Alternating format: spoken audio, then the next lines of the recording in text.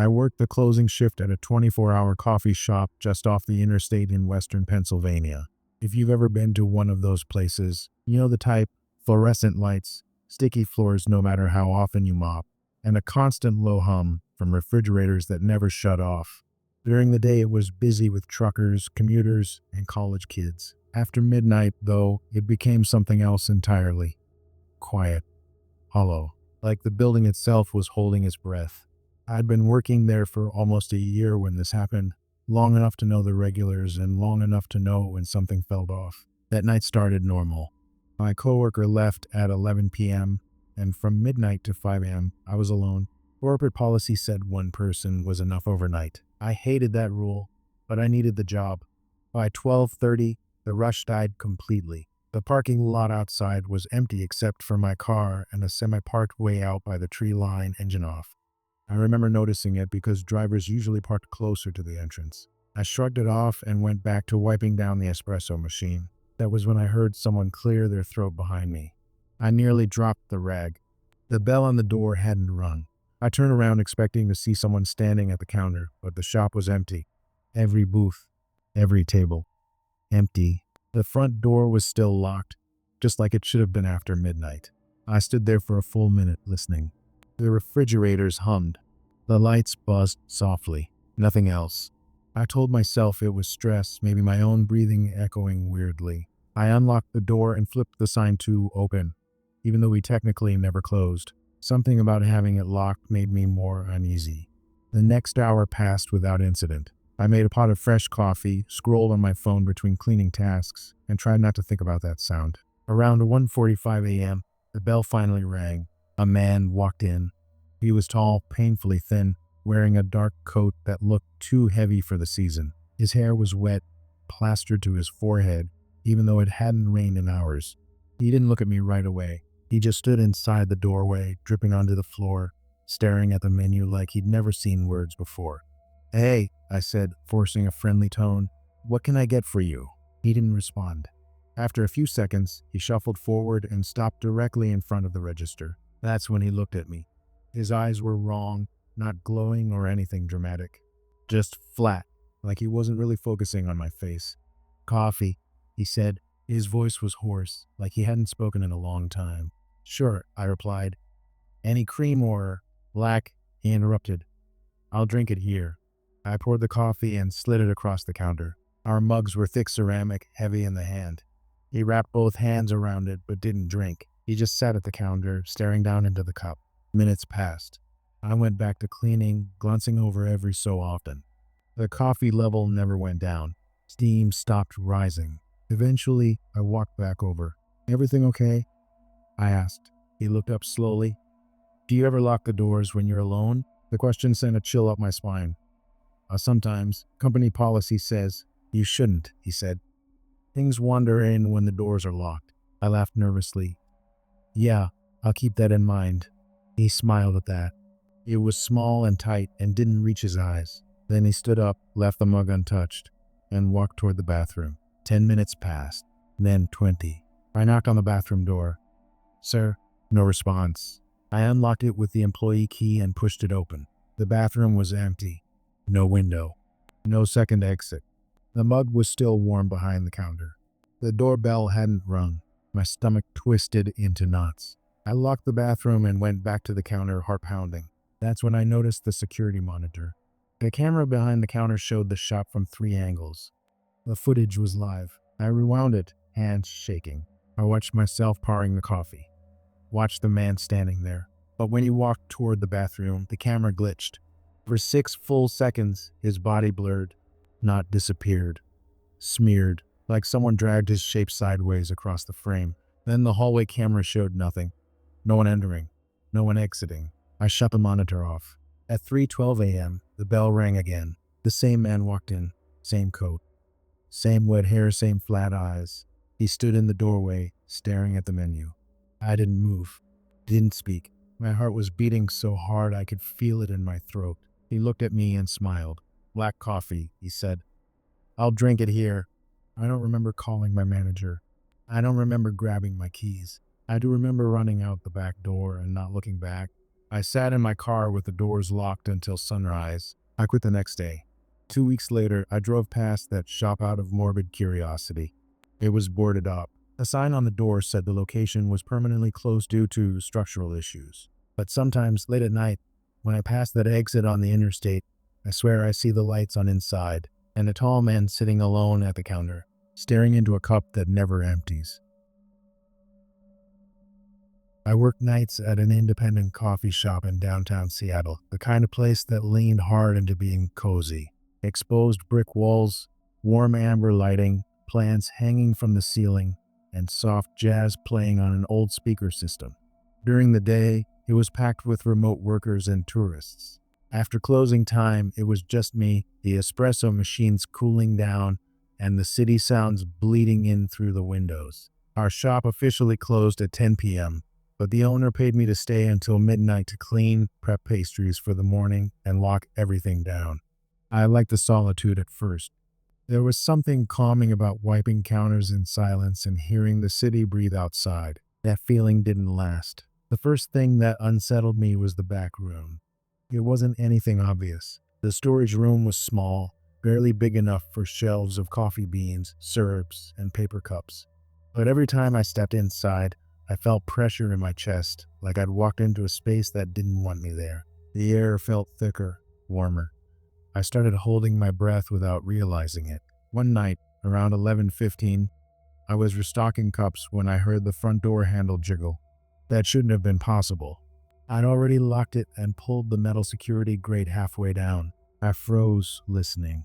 The handle rattled again, slower this time, deliberate. Whoever it was didn't knock, didn't call out. Just tested the door like they already knew it was locked. I stayed in the back room until the sound stopped. When I finally came out, the shop was empty. The windows reflected my own tired face back at me. I told myself it was probably someone drunk or confused and went back to work.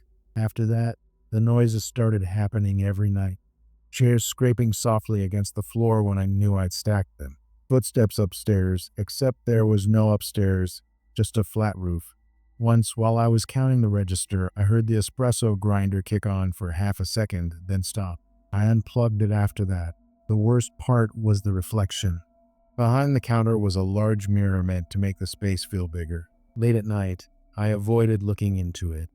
Not because I saw anything clearly wrong, but because sometimes my reflection lagged. Just slightly. I'd tilt my head, and the image would follow a fraction of a second too late. Enough to make my skin crawl. I started finishing my work faster, desperate to get out before midnight. The night everything escalated was a Tuesday. Rain hammered the windows so hard it blurred the streetlights into streaks of gold. No one tried the door that night, which almost made it worse. The shop felt sealed off from the world. At 11:40 p.m., I heard the sound of the milk steamer, a sharp hiss long controlled. I was standing at the pastry case when it happened. I stared at the espresso machine in disbelief. I hadn't touched it. No timers were set. Slowly, I walked behind the counter. The steamer stopped. Then the portafilter slammed into place on its own. I backed away, my heart pounding. "Nope," I muttered, grabbing my phone. I decided I was leaving early. The owner could deal with it. As I headed for the front door, the lights flickered. Not a full blackout, just a rhythmic dimming like someone was turning a dial. The jazz music warped, slowing down until it sounded wrong, stretched, and distorted. And then I heard breathing. It was coming from behind the counter. I stood frozen, keys clenched in my fist. The breathing was slow, deep, and wet, like someone struggling to pull air through their lungs. I whispered, "Hello?" even though every instinct told me not to. The breathing stopped. In the mirror behind the counter, I saw someone standing where I should have been. It looked like me. Same apron, same hair pulled back, same exhausted posture, but it wasn't facing the mirror. It was facing me. Its mouth opened impossibly wide, jaw stretching too far, and it smiled. I ran. I didn't even unlock the door properly. I slammed into it, fumbled with the keys, and burst out into the rain. I didn't look back. I didn't stop until I reached my car 3 blocks away. The next morning, I told the owner everything. He went quiet, then asked me something I'll never forget. "Did you see yourself?" I stared at him. "What?" He sighed and told me the truth. Years ago, before he bought the place, a barista had worked closing shifts alone. She'd been struggling mentally, exhausted, overworked. One night, she locked the doors early and was found dead behind the counter the next morning. No sign of violence, just collapsed, eyes open, staring at the mirror. After that, staff started quitting. Mirrors cracking, machines turning on by themselves. He said he thought it would stop eventually. I quit on the spot. The shop is still open. Sometimes I walk past it during the day. It looks warm and inviting, full of laughter and clinking cups. But at night, when the lights dim and the rain hits just right, I swear I can see someone behind the counter, cleaning, waiting, watching the door. I work the graveyard shift at a drive-through coffee stand in northern Arizona, the kind that looks like a wooden shed dropped in the middle of nowhere. No indoor seating, no bathroom, just a narrow counter window facing the highway and another smaller window on the side for foot traffic. During the day, it was fine. At night, it felt like being trapped in a box surrounded by darkness. My shift ran from 9 p.m. to 5 a.m. I was alone the entire time. The stand sat between a gas station and a stretch of desert scrub that went on for miles. Once the gas station closed at midnight, the nearest light source was my own menu board glowing like a beacon for anyone or anything out there. The rules were strict. Never open the window fully, never unlock the door, and if anything felt off, call the manager. I followed those rules religiously. That didn't matter. The first weird thing was the knocking. It started about a week after I took the job. Around 2 a.m., when traffic died completely, I heard 3 slow knocks on the side of the stand. Not at the service window, on the wooden wall behind me. I jumped so hard I spilled a latte. "Hello?" I called out, instantly feeling stupid. No response. I checked the security camera monitor. The cameras covered the front window, the drive-through lane, and the surrounding gravel lot. Nothing. No cars. No people. Just my own nervous reflection in the glass. I convinced myself it was an animal, maybe a coyote or a deer. Still, I didn't hear footsteps moving away. Just silence. The next night, it happened again. Same time, same 3 knocks, same spot. This time, I didn't call out. I just stood there holding my breath. After a few seconds, something scraped along the wall. Slow, dragging, like fingernails across wood. I locked myself in the tiny bathroom area and stayed there until sunrise. By the 3rd night, I was jumpy before my shift even started. I brought a pocket knife and kept it on the counter next to the register. I told myself I was being paranoid, but my gut said otherwise.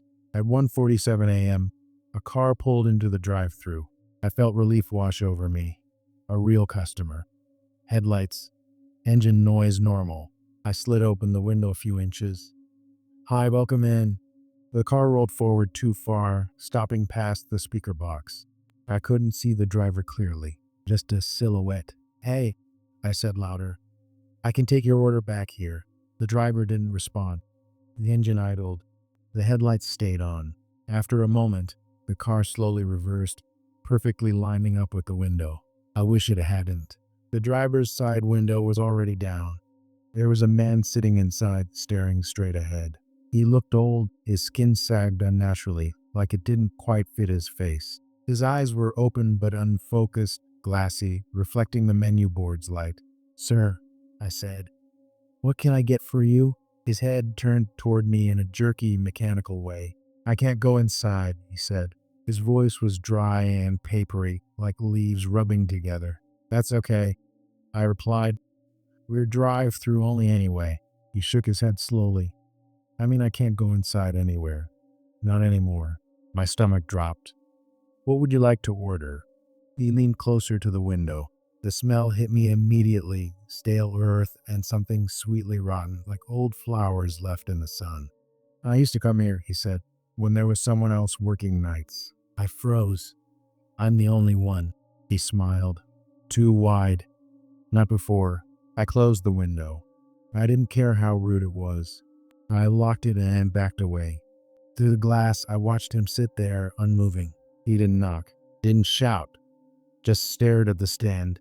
Then, slowly, his car rolled forward and disappeared into the darkness beyond the headlights. I called my manager. No answer. I stayed glued to the security monitor the rest of the night. Nothing else happened. The next morning, I asked the day shift girl if she'd ever seen an older man in a gray sedan. Her face went pale. "You saw him?" she asked. I nodded. She told me 3 years earlier, a barista named Miguel had worked the same shift I did. One night, his car was found idling in the desert behind the stand. He was inside it, dead. Exposure, dehydration. The police said he must have wandered out there and gotten lost. But people kept saying he still came through the drive-thru, she whispered, ordering the same thing. Black coffee, no lid. That night, I seriously considered quitting. I didn't. I needed the money. That was a mistake. At exactly 2 a.m., the knocking started again. 3 slow knocks on the wall behind me. Then a voice. "I'm cold," it said. The voice was right behind my ear. I spun around. The stand was empty. "I just want to go inside." The voice continued. "It's dark out there." The side window slid open on its own.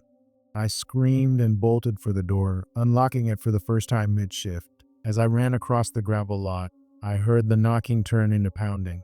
I never went back. 2 months later, the stand shut down.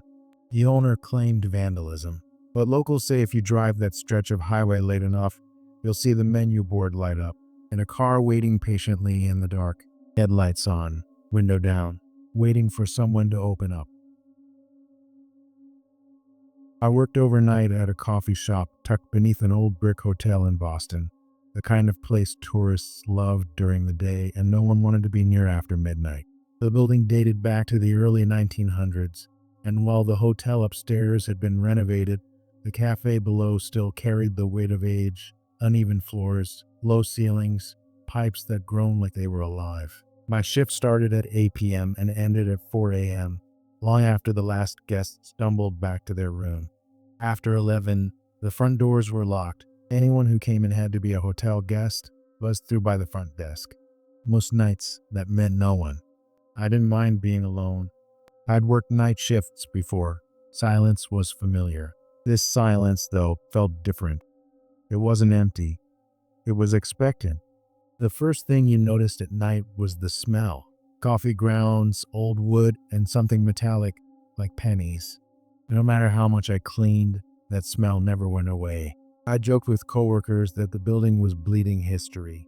The back hallway led to storage, a mop sink, and a single employee bathroom. I hated that hallway. The lights flickered no matter how many times maintenance replaced the bulbs, and the farther you walked, the colder it got.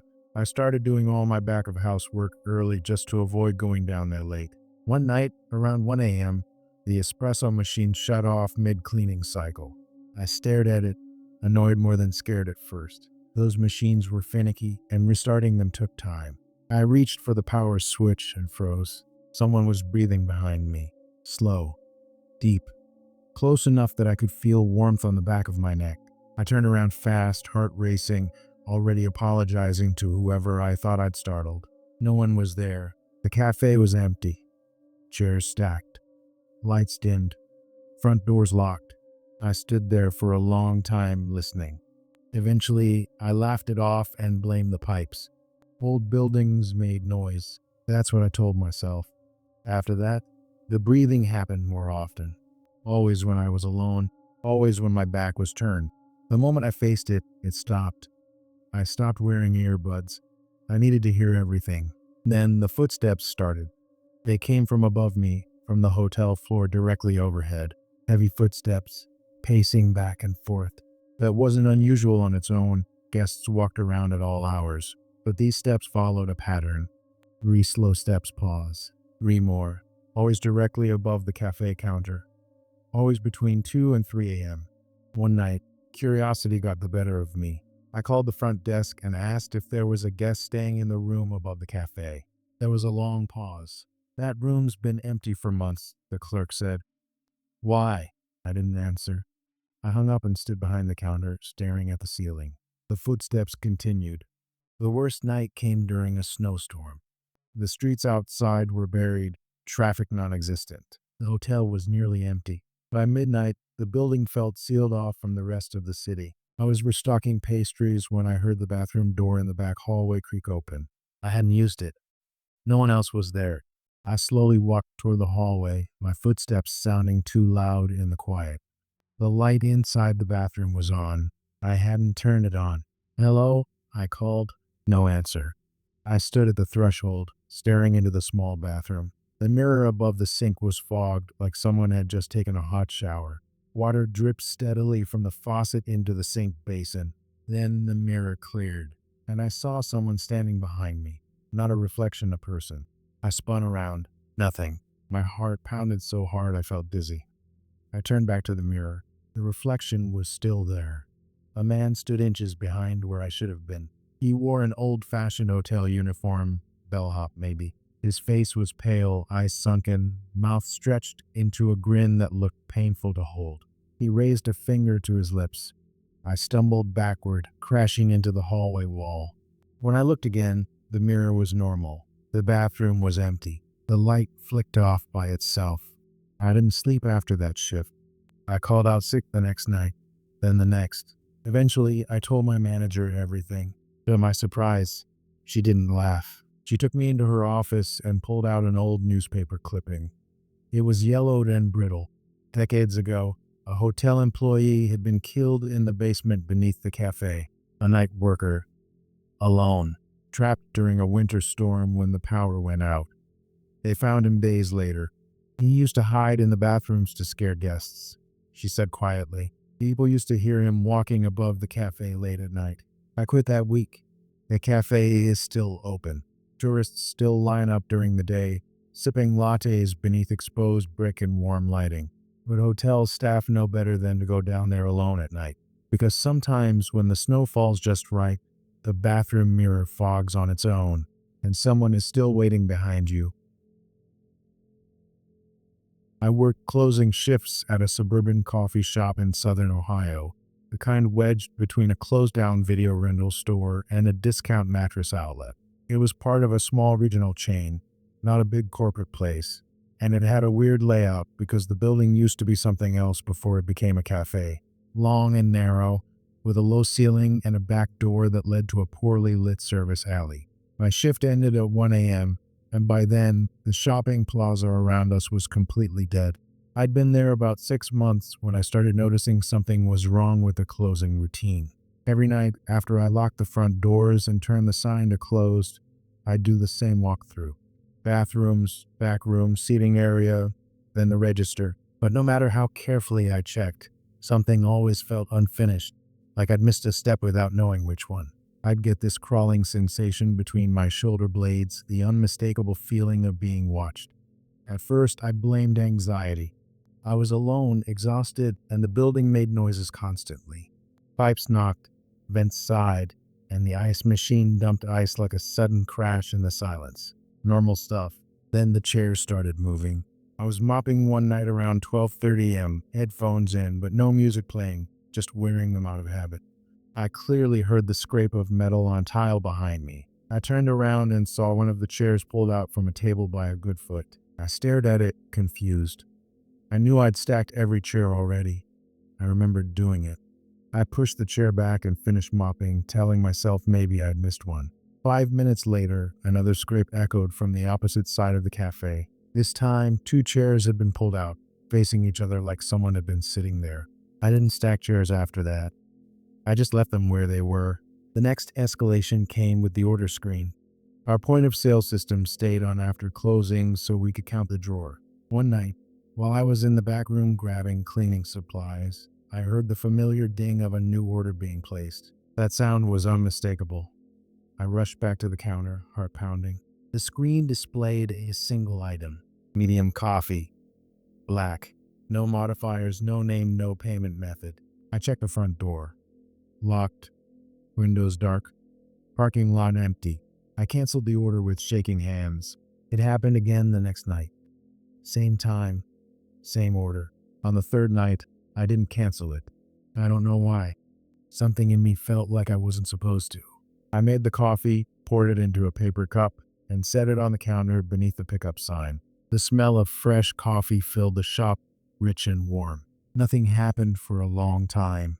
Then the back door handle rattled. Not violently. Just a slow test, like someone seeing if it was unlocked. The handle turned halfway, stopped, then turned again. I stood frozen behind the counter, staring at the door. "I can't open that," I said out loud, my voice sounding small in the empty cafe. The handle stopped moving. A moment later, the paper cup on the counter tipped over by itself. Coffee spilled across the counter and dripped onto the floor. I quit that night, or at least I tried to. I called my manager the next morning and told her I couldn't work nights anymore. She hesitated, then asked me a question that made my stomach drop. "Has the back door been bothering you?" I asked her what she meant.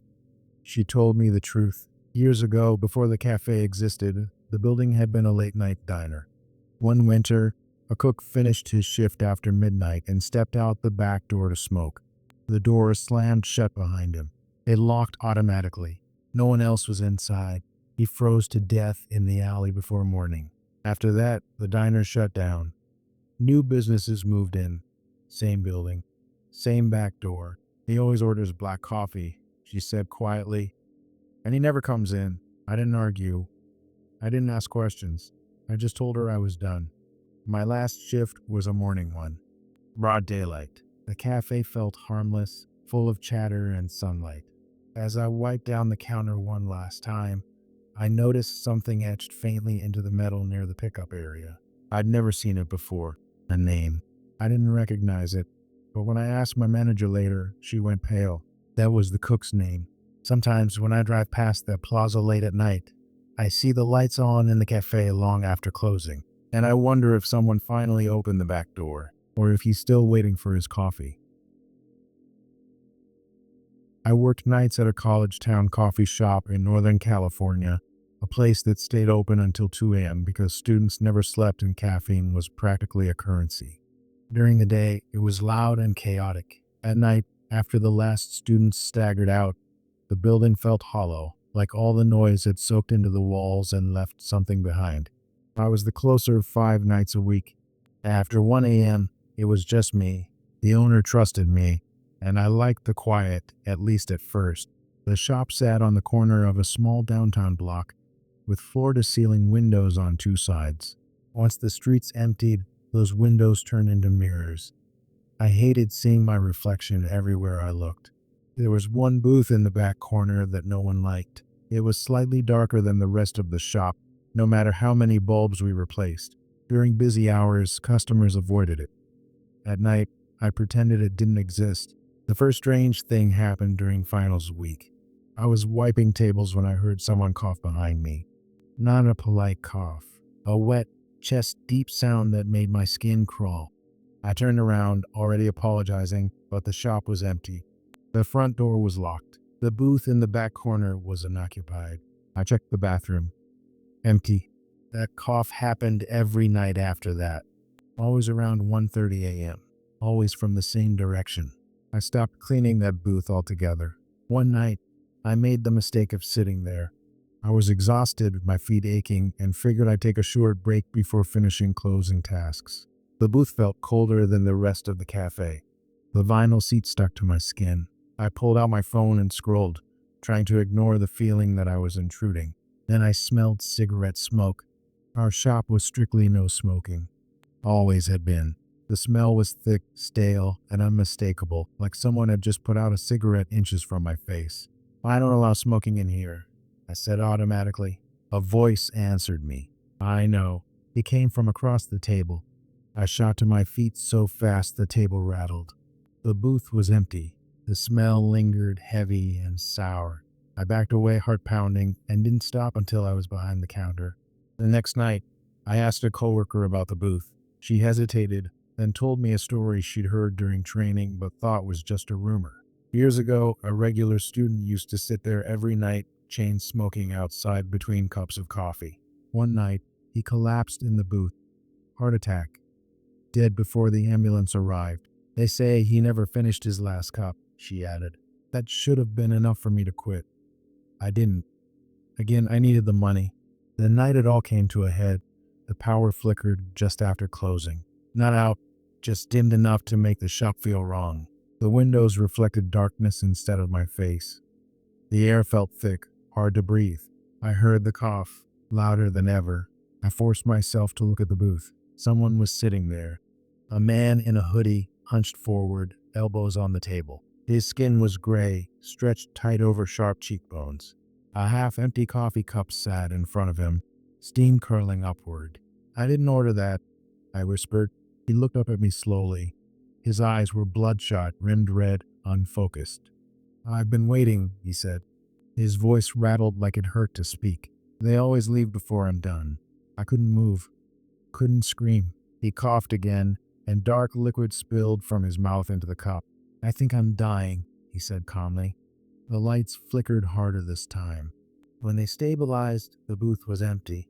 The cup was gone. The smell of smoke vanished. I locked the doors and sat behind the counter until morning. I quit the next day. A month later, the shop closed for renovations.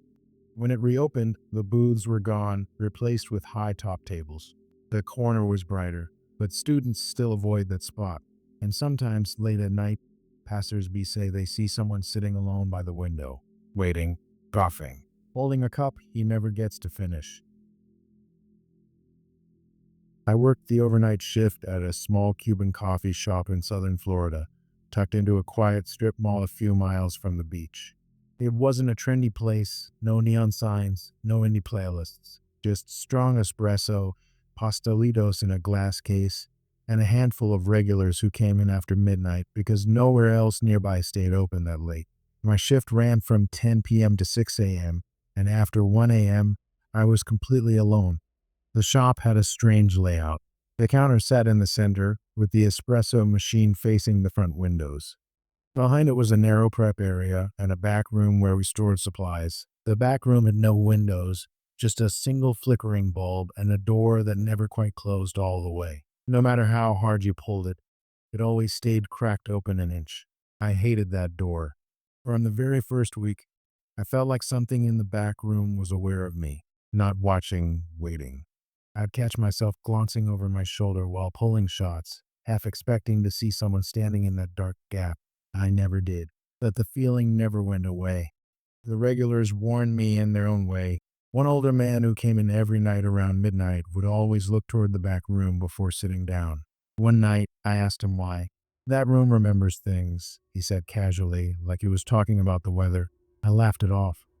He didn't. The first incident happened during a power surge. It was around 3 a.m. when the lights flickered and the espresso machine shut off mid-pull. The shop fell into silence except for the hum of the fridge. I cursed under my breath and checked the breaker panel in the back room. The door was fully open. I know it hadn't been before. The air inside the room was cold, unnaturally so, like stepping into a walk-in freezer. As I reached for the breaker, I heard something shift behind me. Not footsteps, fabric. Like someone adjusting their weight. "Hello?" I called. Nothing.